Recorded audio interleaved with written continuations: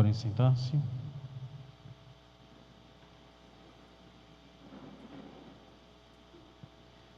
Christus factus est pro nobis obediens usque ad mortem autem crucis. Caríssimos irmãos, hoje a Igreja nos reúne em silêncio diante do mistério supremo, o sacrifício de Jesus Cristo consumado no Calvário.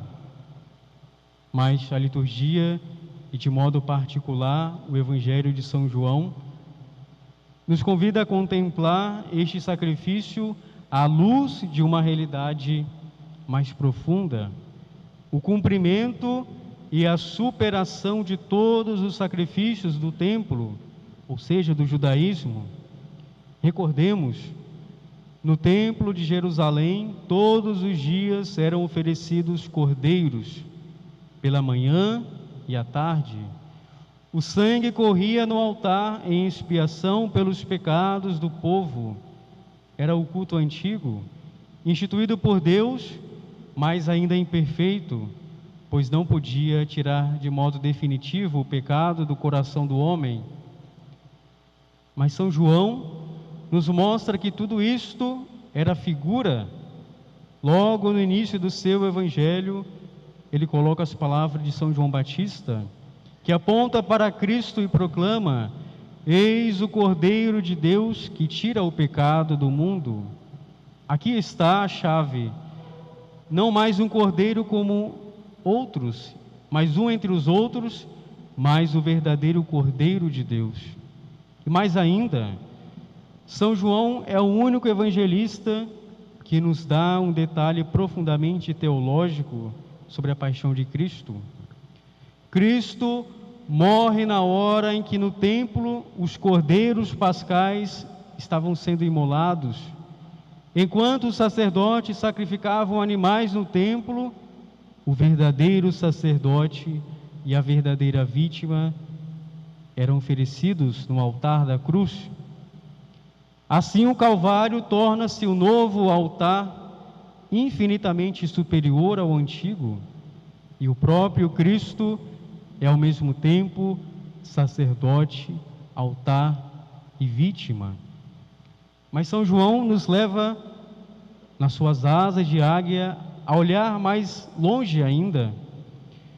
Quando Cristo expulsa os vendilhões do templo, os judeus pedem um sinal, e ele responde: destruirei este templo e em 3 dias eu o levantarei.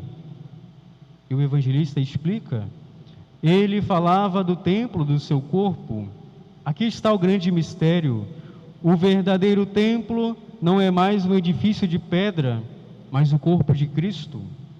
O culto já não se concentra em Jerusalém, mas na pessoa do Filho de Deus. E na Sexta-feira Santa, o templo é destruído, o corpo de Cristo é entregue à morte.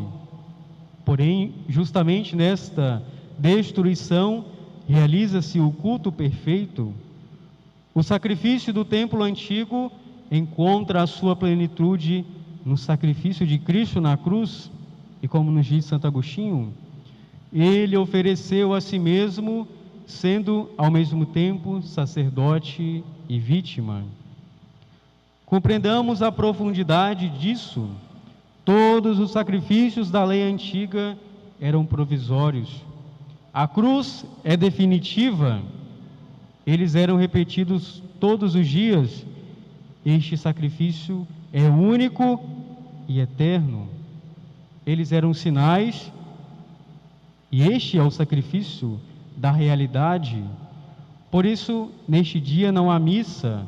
A Igreja nos coloca diretamente diante do sacrifício consumado, mas este mesmo sacrifício se torna presente de modo incruento em cada altar, em cada missa, ao longo dos séculos. A cruz, portanto, não aboliu o culto, ela o transformou e o levou à perfeição. E o que isso exige de nós?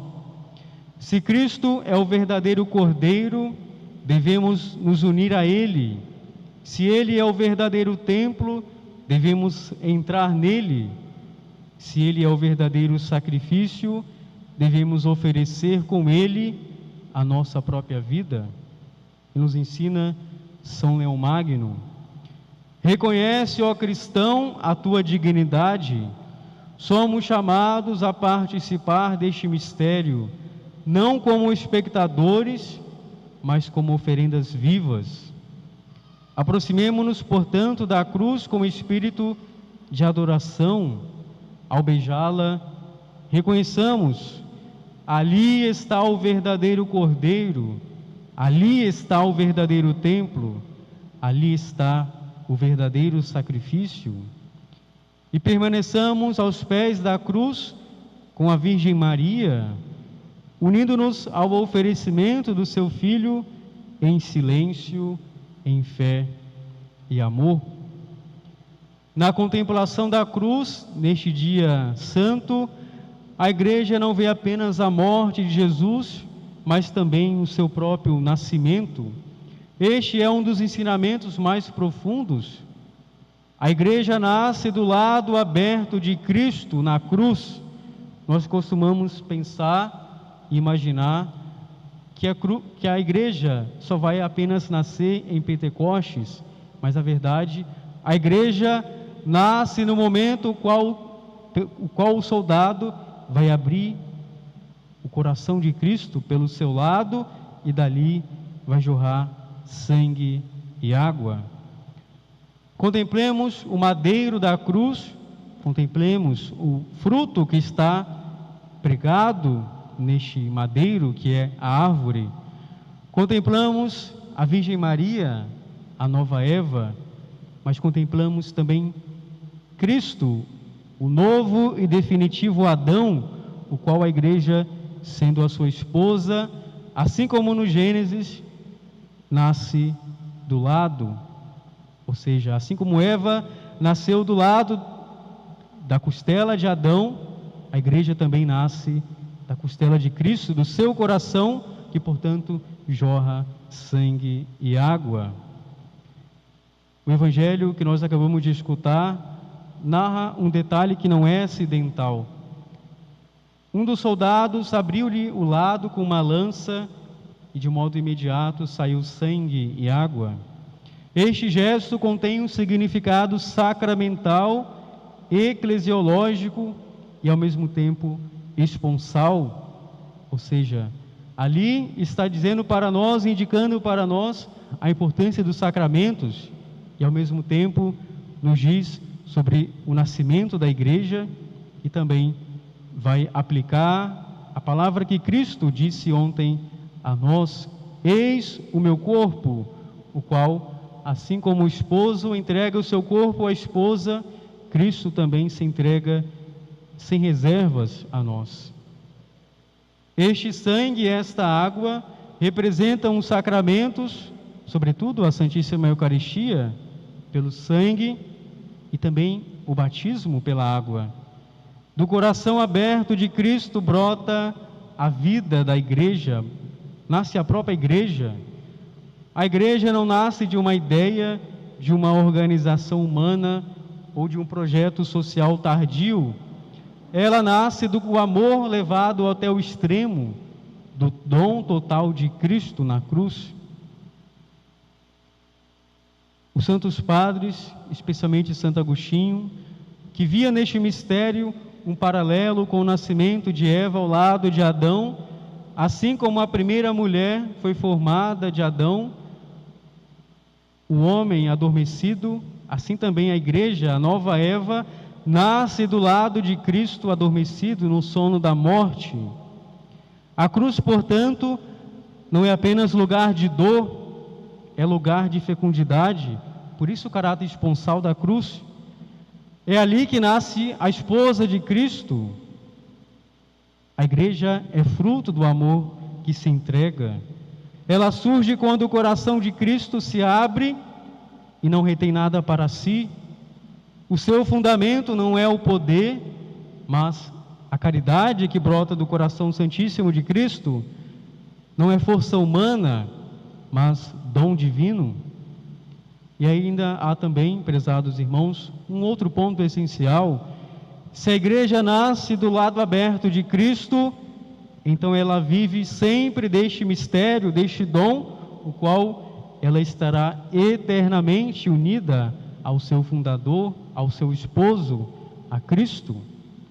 Portanto, todo o pecado que rompe a unidade da igreja afasta, portanto, esta lógica do sacrifício, esta lógica de amor entre o esposo e a esposa, pois Cristo só tem apenas uma esposa, do amor, portanto, que Ele deu a ela pela perda da unidade da igreja.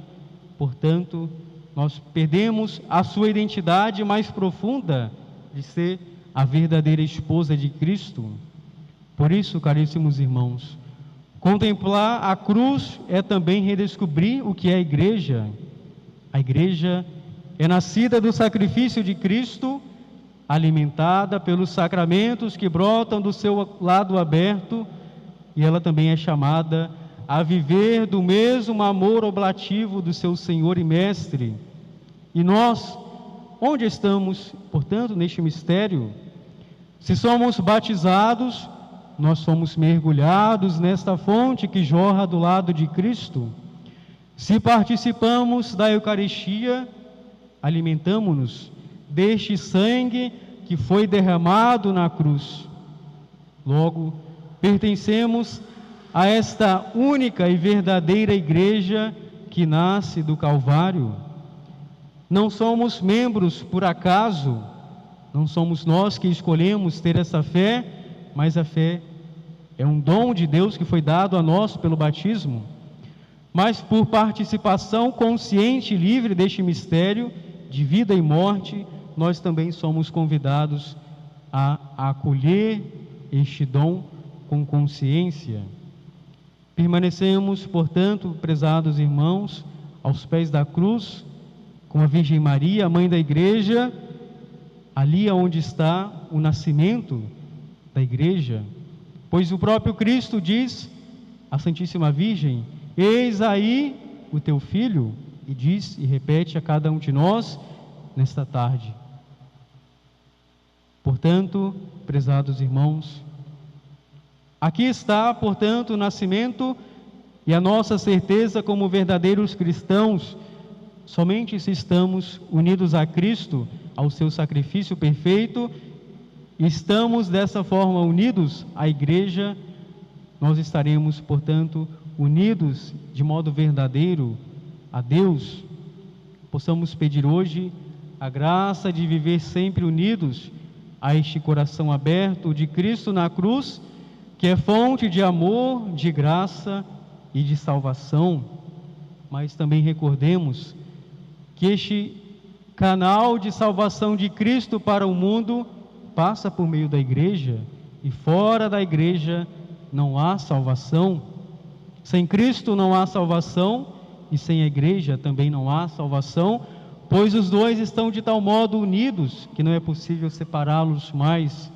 E possamos dessa forma pedir à Santíssima Virgem Maria que nos faça conscientes de sermos filhos da igreja, filhos, portanto, que amam a sua igreja, que amam a Cristo, e dessa forma também estão sempre unidos a este dom que Deus concedeu à humanidade. Que pela oração universal também nós possamos recordar de todas as necessidades da igreja, de todas as necessidades do mundo, para que Deus, nosso Senhor, possa converter os pagãos e todos aqueles que também estão fora da plena comunhão com a igreja. Portanto, possamos unir o nosso coração ao sacrifício de Cristo na cruz. Paixão de Cristo, confortai-nos.